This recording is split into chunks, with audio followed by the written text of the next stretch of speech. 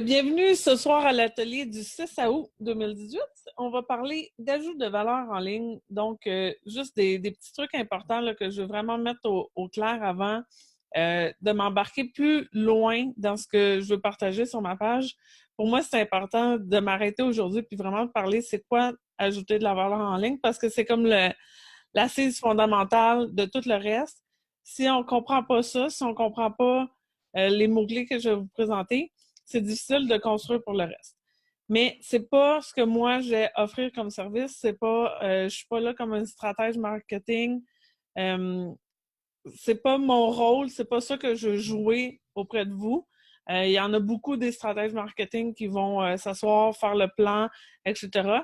Mais pour moi, c'est juste important d'en parler pour juste s'assurer qu'on est sur la même longueur d'onde et qu'on se comprend pour que je puisse partir de là puis aller plus loin.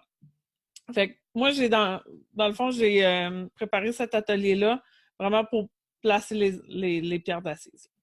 Donc, je vous invite à prendre des notes si ça suscite des idées par rapport à votre propre entreprise. Je rappelle que l'enregistrement est toujours disponible en rediffusion gratuitement sur la page Facebook. Donc, vraiment, pas de problème, là, ça va être disponible. C'est en train d'enregistrer, donc ça devrait être là. Éventuellement aussi sur la page YouTube. Donc, je me présente. Moi, je suis Kim Manta, bachelor en génie électrique. J'ai un MBA en gestion des entreprises. C'est pour ça que je peux vous parler aujourd'hui un peu plus de stratégie marketing puis tout ce que ça inclut. Et je suis passionnée par l'entrepreneuriat moderne et l'automatisation. Donc, ça, c'est principalement ce que je vais faire dans mon entreprise comme service.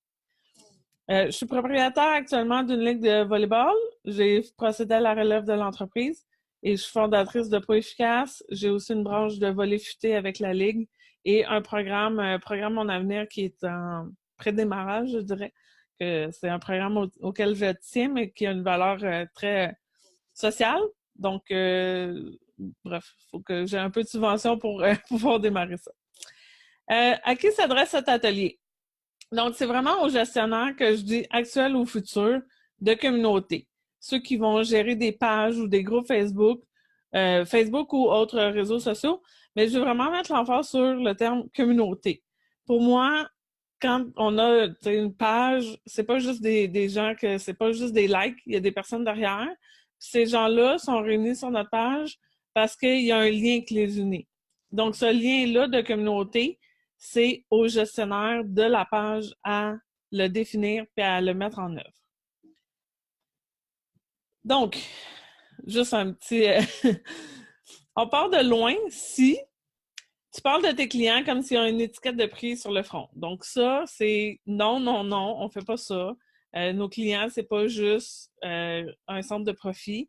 On doit parler de eux comme étant une communauté, comme étant un membre parmi la communauté qui a une vision qui se rapproche de nous, qui connecte avec nous, avec ce qu'on a envie de faire puis d'aller plus loin.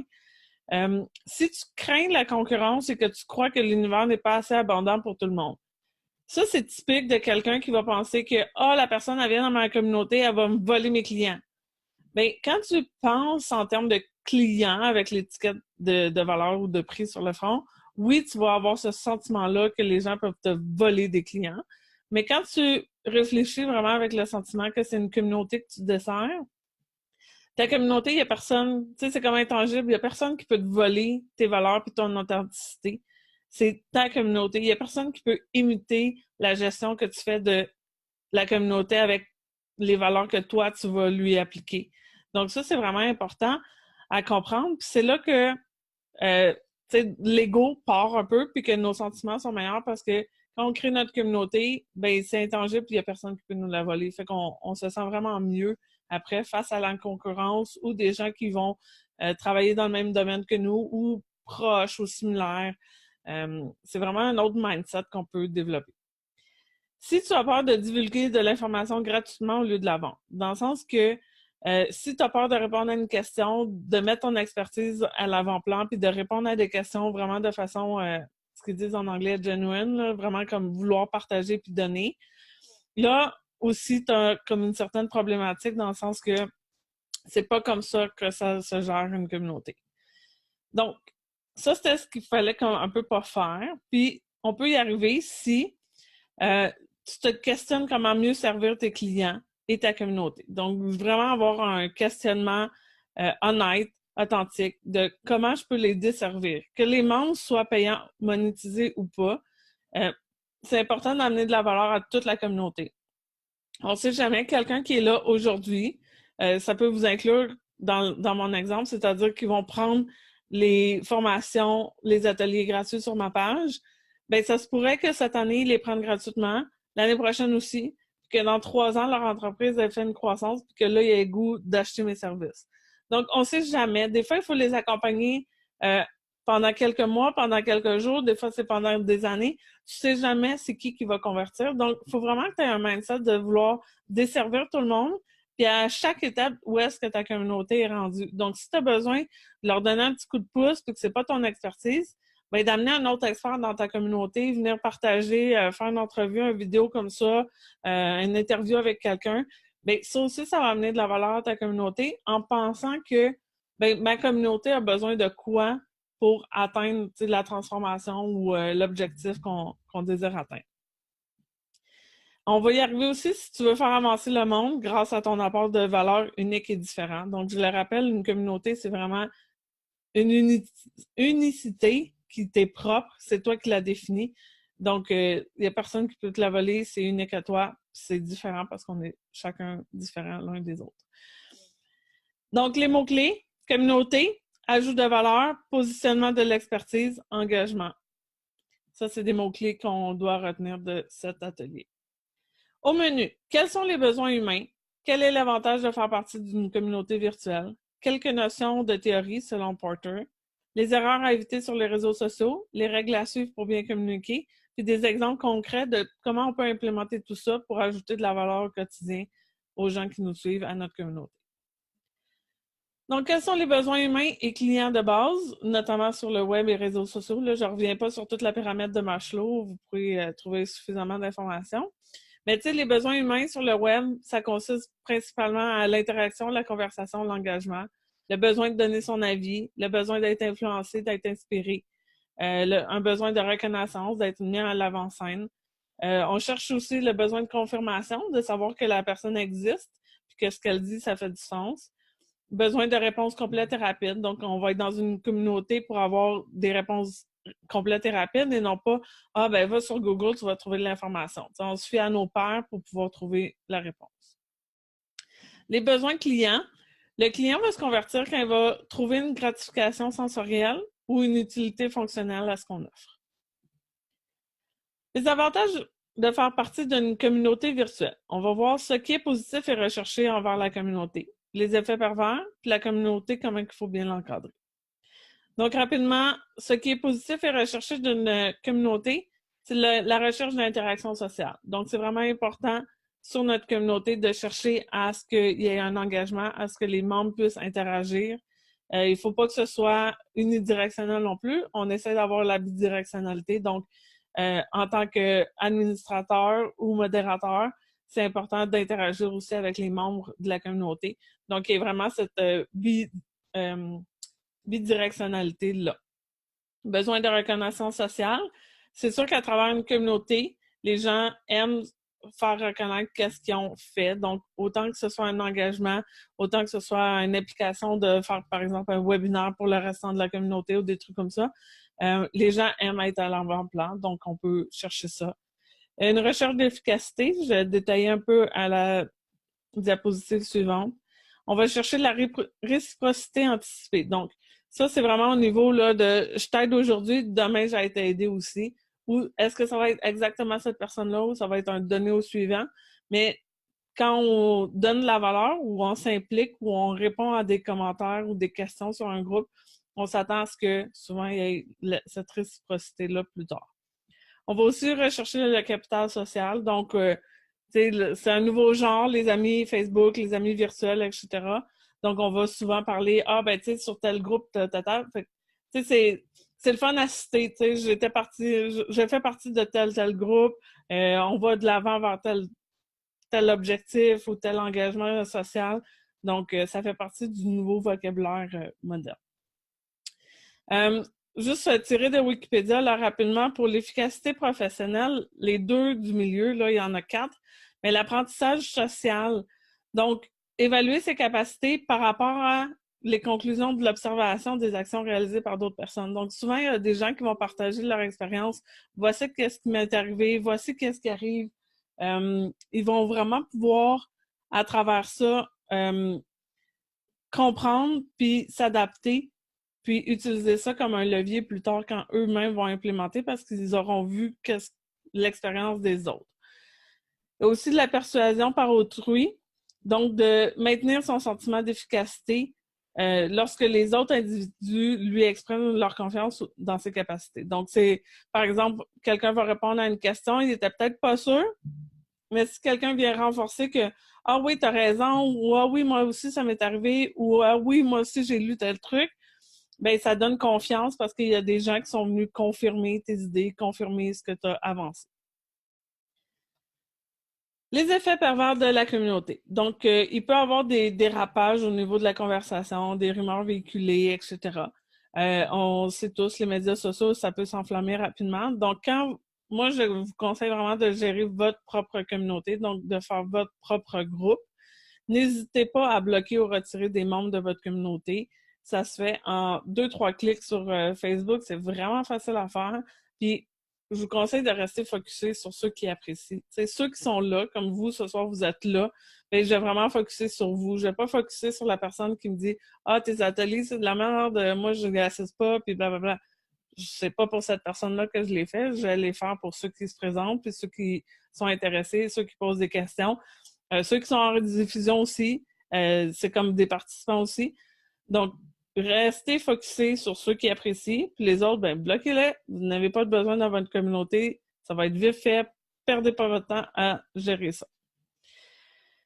Communauté bien encadrée. Donc, on parle de mettre des règles claires concernant les échanges souhaités de la part des membres. Donc, est-ce qu'on permet la promotion, la sollicitation? Des fois, ça va être permis, mais à certains moments, X, Y, Z, que le modérateur ou l'animateur va mettre de l'avant. On a besoin de gens qui sont impliqués de façon officielle, donc qui sont vraiment administrateurs du groupe. Tu peux agir soit en modérateur, qui est vraiment le contrôle des commentaires, ou animateur qu'on va vraiment poster pour susciter l'engagement. On va vraiment commenter, on va échanger avec les gens pour que ce soit bidirectionnel. Donc, il y a une certaine implication supplémentaire de la part d'un animateur versus un modérateur qui est juste là pour contrôler le flux de conversation. Le besoin de la vision commune. On n'a pas beaucoup parlé, mais c'est vraiment la base. Donc, quand on crée une communauté, c'est important de savoir c'est quoi la vision, c'est quoi le champ d'intérêt qui va être partagé à travers cette communauté-là. On ne fait pas une communauté comme soyons les êtres humains de la Terre. Comme, ben, il n'y a pas grand monde qui vont se sentir interpellés par cette mission-là ou par cette communauté-là. C'est important d'y aller plus pointu, de vraiment cibler quelque chose, puis de se différencier par rapport aux autres, ou peut-être aux concurrents ou à d'autres groupes, pour que les gens viennent vraiment chercher une valeur spécifique quand ils viennent dans notre groupe. Les notions de théorie selon Porter. Donc, c'est 2 diagrammes. Si vous ne les connaissez pas, je vous invite à faire la recherche là, après l'atelier pour pouvoir aller voir plus en détail qu'est-ce que vous pourriez faire. Mais c'est 2 diagrammes qui peuvent vous être bénéfiques pour trouver c'est quoi la valeur de votre entreprise, c'est quoi les valeurs que vous pourriez cibler, c'est quoi qui vous différencie. C'est important de plonger ça sur papier. Après, ça regorge d'informations là, pour la suite, pour savoir comme quelle sorte de création de valeur qu'on doit amener pour notre communauté. Donc, on parle de la chaîne de valeur de Porter. C'est vraiment la construction, comme le processus interne de création de valeur. Donc, ça part de l'approvisionnement, la production, la logistique à l'interne, comment on fait tout, la commercialisation, marketing, etc., le service après-vente. Ça, on a toutes les activités principales, on a les activités de soutien aussi. Puis au bout de la ligne, ben, il y a tout ce coût-là, puis il y a une marge de profit qui arrive vers la fin.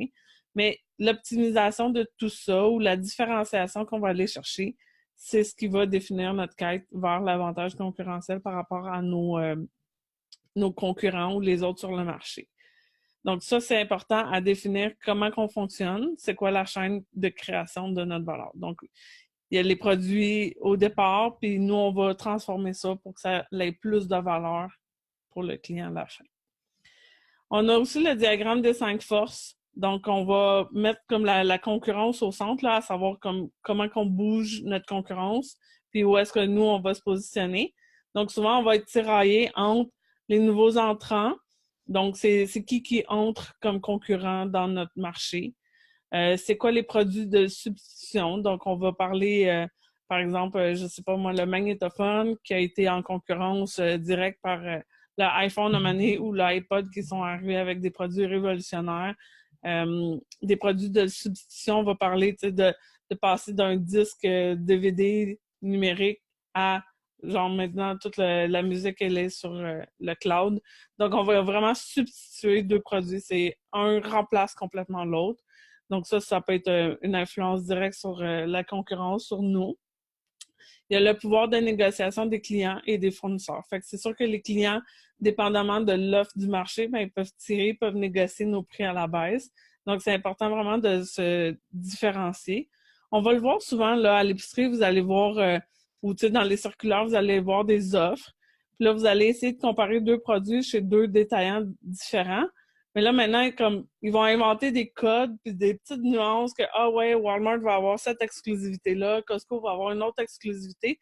Fait qu'on n'arrive pas à pouvoir comme comparer les produits parce qu'ils ont trop d'options, de fonctionnalités qui sont différentes. Donc ça vient comme fausser un peu la concurrence parce qu'on n'arrive plus à comparer et à dire ah ben c'est moins cher à tel endroit. Parce qu'on n'arrive pas à évaluer, par exemple, le coût, la vraie valeur de chaque fonctionnalité. Donc, finalement, on va souvent faire comme ah ben là, je passe chez tel détaillant, donc je vais l'acheter rendu là-bas. Fait que ça, il joue un peu avec notre pouvoir de négociation des clients.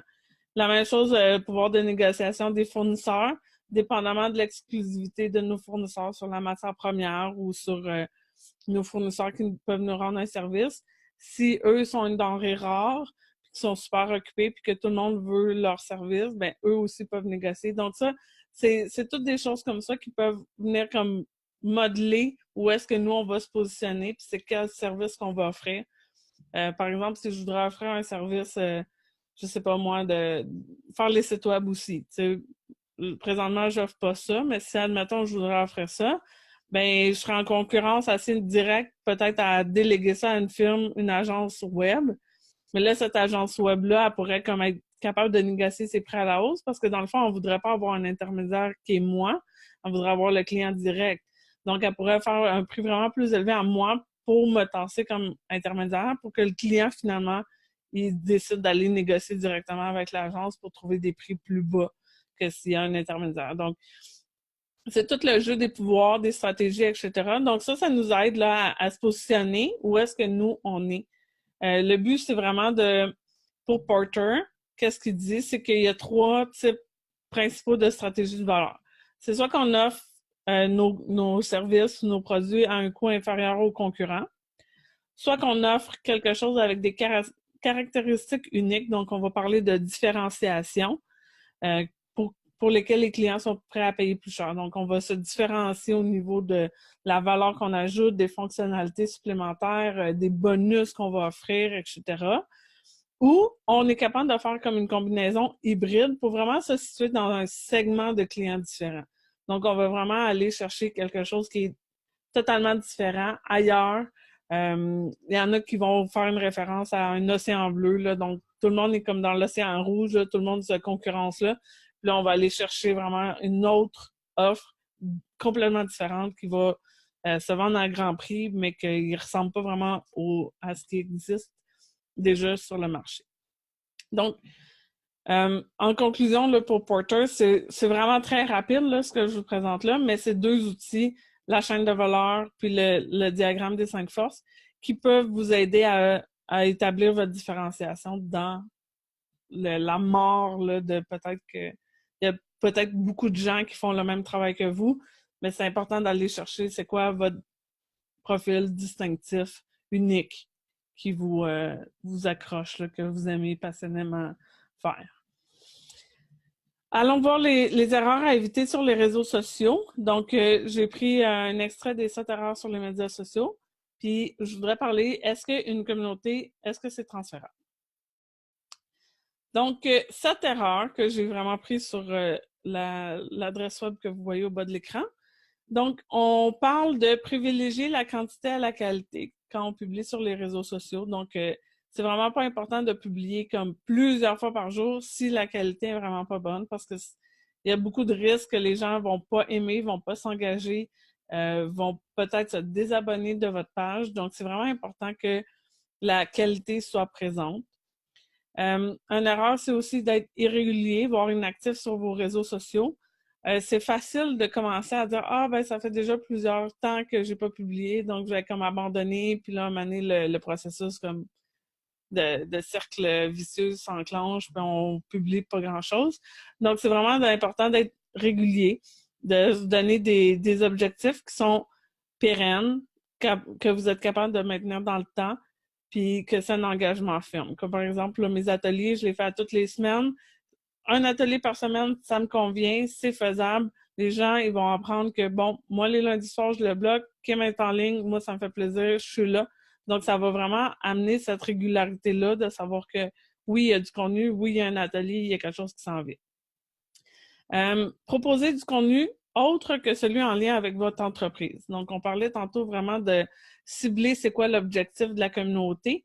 Donc, il faut vraiment rester à travers cet objectif-là. On ne peut pas commencer à publier sur plein d'autres choses qui n'ont aucun lien, qui n'apportent aucune valeur à notre communauté. Même si à nous, ça nous fait plaisir. Si je sais pas, moi, par exemple, je commence à parler de randonnée en montagne ici sur ma page de Pro Efficace, les gens vont faire comme What?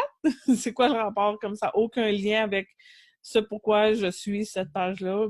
Pour moi, la page Pro Efficace, c'est vraiment un contenu d'efficacité professionnelle. Je m'adresse à des entrepreneurs.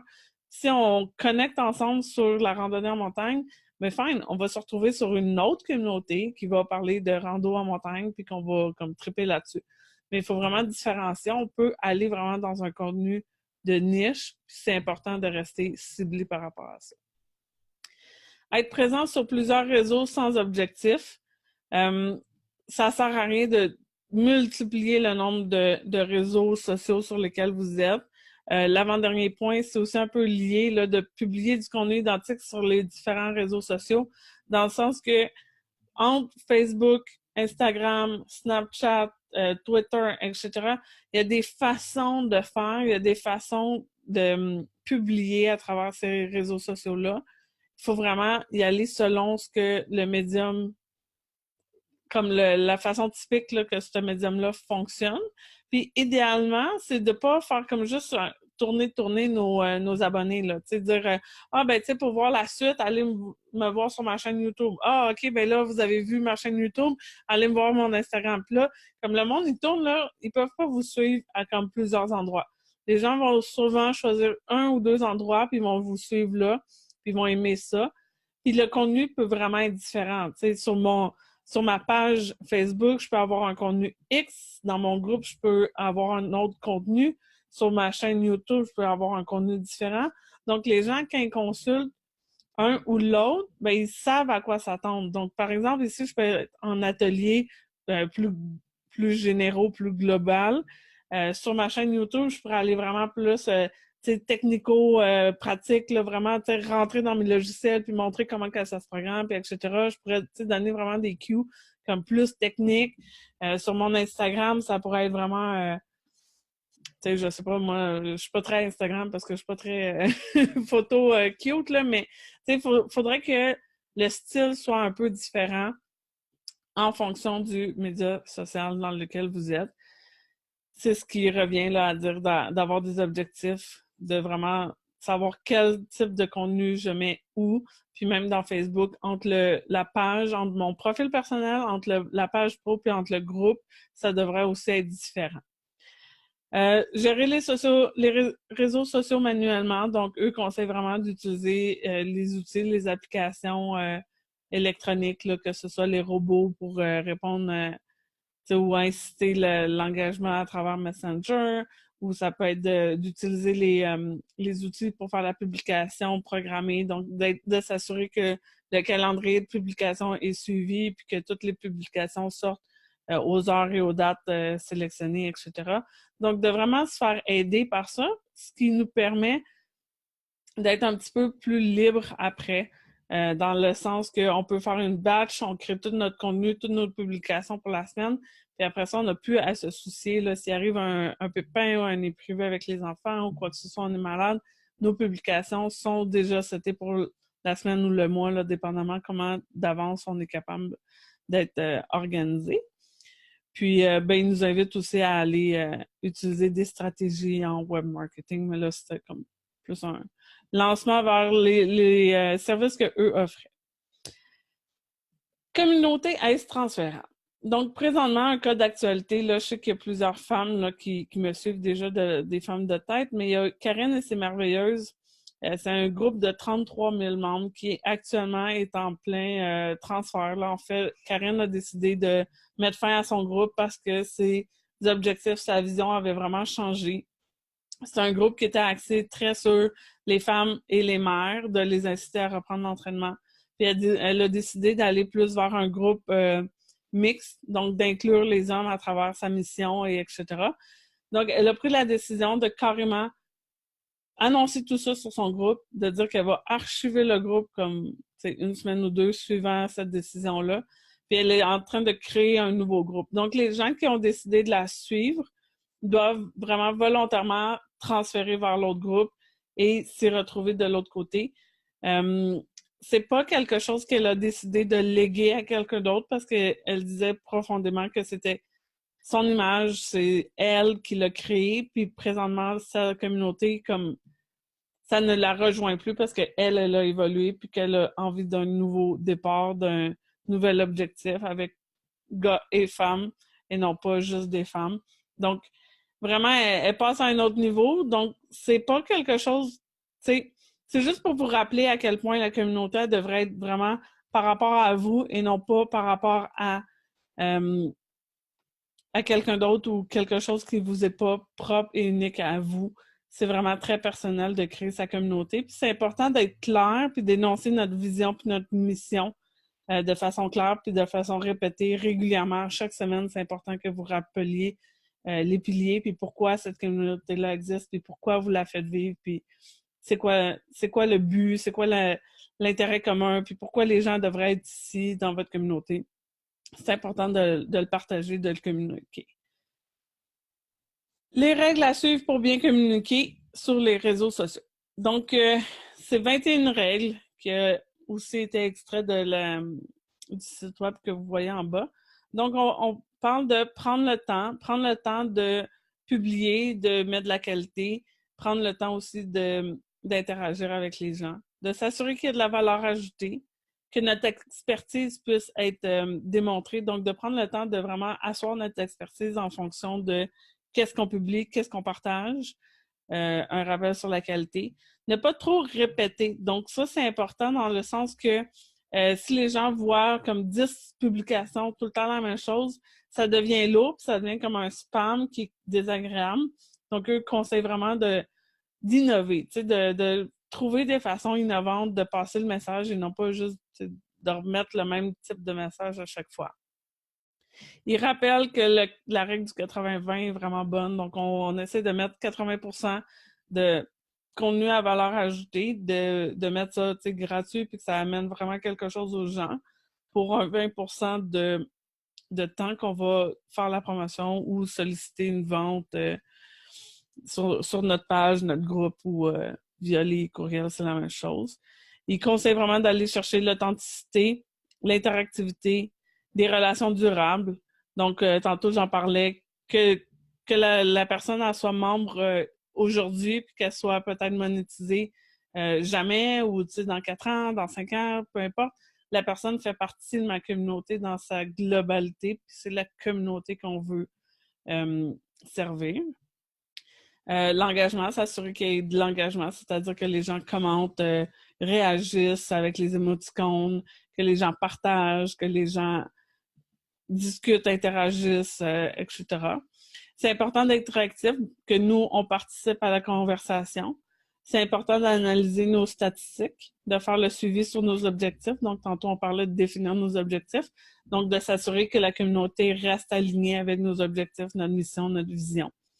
Il conseille d'amener du contenu visuel, de répondre aux sollicitations. Donc, des fois, quand on se positionne comme administrateur d'une communauté, on va se positionner en tant qu'expert. Donc, c'est important quand les gens nous sollicitent, par exemple, pour une entrevue ou pour un conseil ou quoi que ce soit, c'est important de participer puis de répondre. De le faire quand même assez rapidement. Je ne dis pas comme d'être sur son téléphone la nuit, là, mais dans le sens que, tu sais, dans les 24-48 heures, ce serait important que l'administrateur réponde. Parce que sinon, c'est les membres du groupe qui commencent à se répondre entre eux. Puis, l'expertise de l'administrateur commence à s'évaporer un peu s'il ne rentre pas répondre aux questions ou s'il est tagué ou si son expertise est réclamée, il faut vraiment répondre à cette sollicitation-là. On parlait de garder notre calme, notre patience. Bloguer, c'est aussi une bonne astuce. Donc, de faire des blogs qui sont un peu plus longs qu'une publication. Peut-être d'amener les gens à voir notre blog sur notre page, notre site web. Ça permet de détailler un petit peu plus qu'est-ce qu'on pense ou mettre plus en détail là, vraiment le message qu'on veut partager. De garder le focus, encore une fois, sur la mission et les objectifs, et d'avoir du fun. Parce que on essaie d'avoir une entreprise dans laquelle c'est passionnant. On va être en entrepreneuriat parce qu'on veut faire une job passionnante qui nous anime toute notre vie. Il faut garder en tête qu'on veut avoir du fun aussi, puis que ce soit des choses que on a le goût d'aller à chaque jour aussi, puis de faire partie de notre propre communauté. T'sais. Si, admettons, c'était pas nous qui l'avons créé, est-ce qu'on ferait partie de cette communauté-là? Si la réponse est non, ça va vraiment mal. Redéfinis ta mission, ta vision. Puis si jamais que c'est un échec total et que ça marche pas, bien, recommence un groupe, faisant un nouveau avec une autre mission, avec une autre vision, puis il repart à zéro. T'sais. Donc, des exemples concrets à implémenter au quotidien. Je reviens sur les besoins humains, tantôt que j'avais détaillé. Là, je mets comme des exemples de qu'est-ce que ça pourrait être, cette interaction-là. Donc, ici, interaction, conversation, engagement. Donc, c'est le meilleur conseil que je peux vous donner, c'est de poser des questions ouvertes, mais qui permettent une réponse courte. Parce que sur les médias sociaux, on a un temps d'attention qui est assez limité. Donc, on veut avoir une réponse courte, peut-être comme 1 à 5 mots, mais quand même ouverte. On veut pas juste un oui-non ou, tu sais, juste dire « Ah, tu sais, je donne mon avis », c'est quasiment une affirmation, puis la personne a juste comme le pouvoir d'approuver ou pas. Ça suscite pas beaucoup d'engagement. Ce qui suscite beaucoup d'engagement aussi, c'est demander l'avis des gens. Qu'est-ce que vous pensez de, tu sais, tel truc? Des fois, il y en a qui vont se photographier avec 2 types de robes. Ah, tu sais, quelle robe que j'aime mettre ce soir, blablabla. Ou demander l'avis. Ah, j'ai telle problématique médicale ou autre, ou genre, je sais pas trop comment gérer telle situation. Mais là, souvent, là, les gens sont super contents de donner leur avis et de participer à ça. Ou de donner une recommandation. Par exemple, je cherche, je sais pas moi, un coiffeur dans tel coin ou un service quelconque. Mais les gens, habituellement, quand ils ont eu un bon service, sont vraiment contents de promouvoir leur ami ou leur personne de référence. Au niveau de l'influence-inspiration, il faut s'assurer d'influencer positivement les gens, donc les influencer à passer à l'action. C'est super important là, quand on parle de passer à l'action. On veut que les gens aient une transformation. On veut qu'il y ait quelque chose qui se passe. Si, par exemple, moi, avec ProEfficace, je veux que les gens automatisent et utilisent les outils informatiques à leur plein potentiel. Si les gens passent pas à l'action puis qu'ils n'en utilisent pas d'outils informatiques puis qu'ils passent leur temps à tout faire en manuel puis qu'ils me disent « Ah, j'ai pas de vie, j'arrive pas à concilier travail-famille, puis etc. Je lâche l'entrepreneuriat, c'est trop. » Ben, à quelque part, moi, j'ai pas réussi à influencer ces personnes-là à passer à l'action avec ce que je voulais vendre. Donc, c'est vraiment important de le faire. Puis par rapport à votre domaine d'expertise, le positionnement que vous avez choisi, puis la différenciation là, que vous auriez pu trouver là, quand on parle de segment de clients avec Porter. On va parler aussi d'inspiration au quotidien. Donc, de montrer l'exemple Donc, besoins humains au niveau de la reconnaissance, la mise en avant-scène. Ça peut être, par exemple, reconnaître le travail dévoué ou de qualité de quelqu'un d'autre. Offrir des évaluations à d'autres pages, donc donner des avis 5 étoiles avec un commentaire. Essayez d'ajouter des commentaires, pas juste de donner des avis 5 étoiles. Euh, un avis, pas de commentaire, je trouve que c'est pas assez fort. T'sais, souvent, on va vouloir avoir vraiment un avis avec le commentaire puis voir qu'est-ce qu'il y en est vraiment. Recommander, suggérer les services de quelqu'un publiquement ou en privé, ça fait partie d'être mis en avant-scène. Rédiger un article ou enregistrer une vidéo, un podcast en mettant à l'avant-scène un invité, ça fait partie aussi des trucs de reconnaissance. Puis c'est bon aussi, pas juste avec la relation de cette personne-là, c'est one-on-one avec votre invité, mais aussi la perception que les autres ont de vous euh, quand ils vont entendre l'entrevue ou quoi que ce soit. Ils vont découvrir aussi votre authenticité dans cette discussion-là. Ils vont voir comment que vous pouvez mettre à l'avant-scène quelqu'un d'autre, puis ils vont peut-être se projeter à vouloir être votre invité futur ou de participer à cette communauté-là, dans le fond. Les besoins humains de confirmation, de savoir qu'il existe. Donc, on peut répondre rapidement aux questions des autres membres. Donc, quand, par exemple, quelqu'un donne une bonne réponse, on peut dire oui, OK, je suis d'accord, il a bien répondu, blablabla. Tout à fait, vous aviez raison d'apporter tel truc.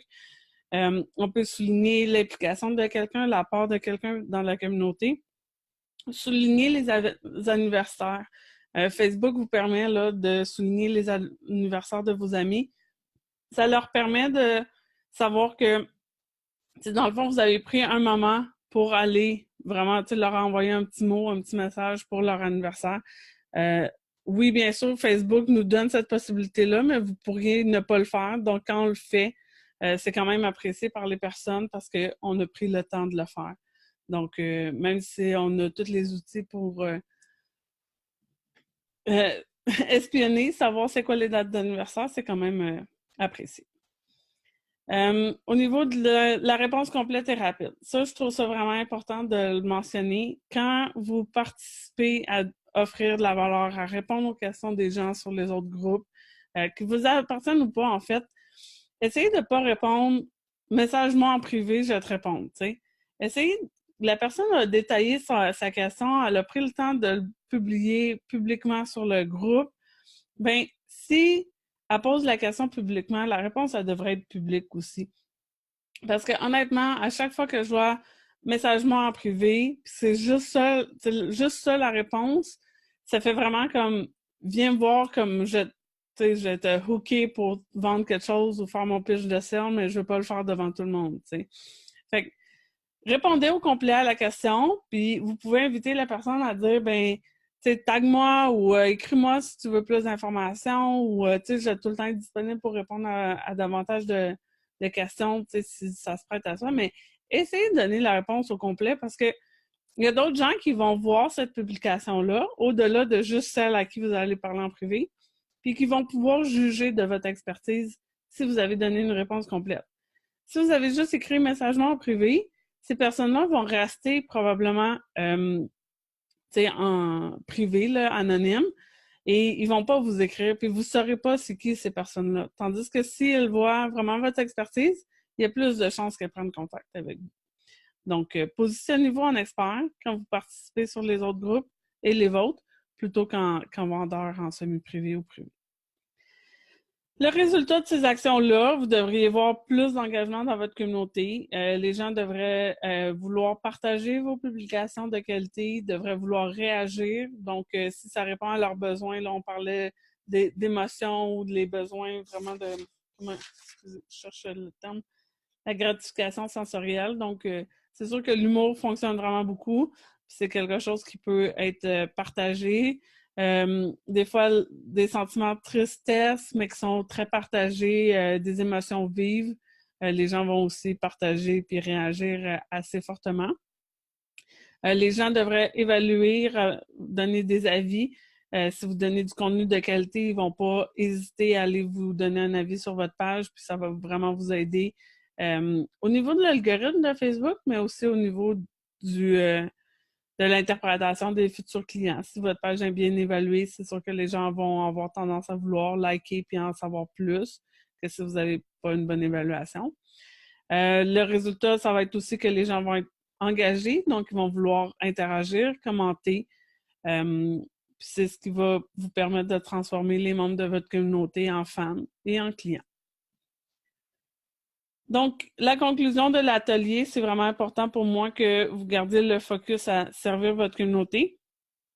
Entrez en relation avec votre communauté, engagez vos membres.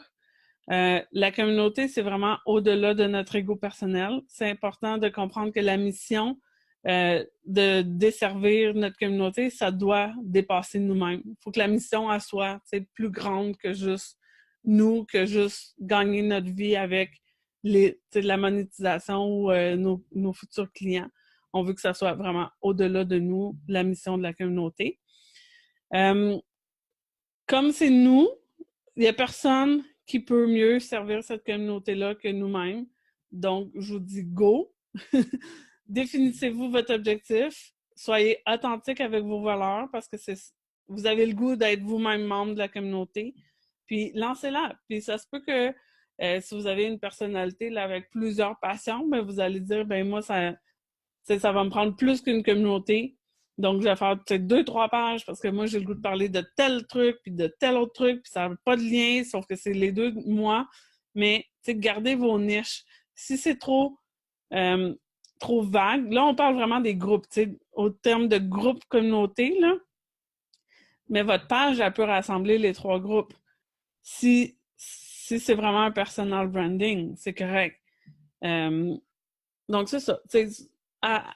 Essayez de rester vraiment dans votre niche puis de cibler ça. Côté objectif et communauté, une cible.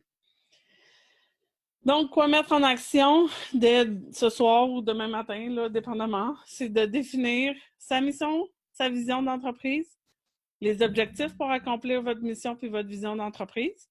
Vous pouvez aller voir mon atelier numéro 2 qui parle de Trouve son why. J'ai vraiment détaillé vision, mission, objectif pour Pro Efficace. Donc, vous pouvez faire l'exercice pour vous-même aussi. Et je vous encourage vraiment à ouvrir votre page, votre groupe Facebook pour créer votre communauté suite à cette définition-là.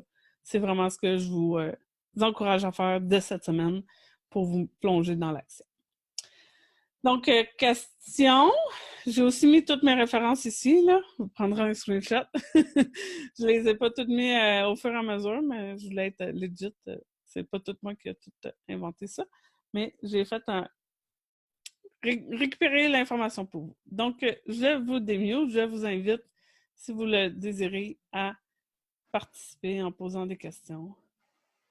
Tu m'entends-tu encore comme un extraterrestre? Ah non, ça marche très bien. Non, ça marche, là? C'est Marie-Claude que j'arrive pas à réactiver, mais Marie-Claude, Prévost. Là, toi, c'est Benoît, mais... Oui. Ah, salut. Donc, avez-vous des questions? Moi, j'en ai pas. Ben, merci moi non plus. Merci pour votre présence, quand même. Merci à toi. J'aime ça être pas trop seule.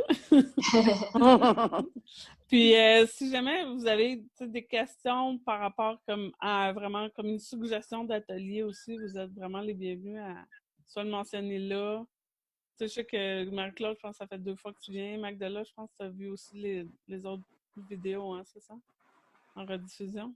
Ben, j'ai vu ton deuxième vidéo. Je n'étais pas là en direct, mais je l'ai vu. Okay.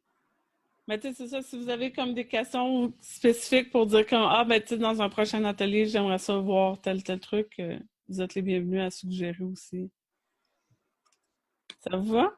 Oui. Bon. Oui. Merci beaucoup de votre présence, puis à très bientôt. Au plaisir de toi. suivre. Merci, bye. Bye.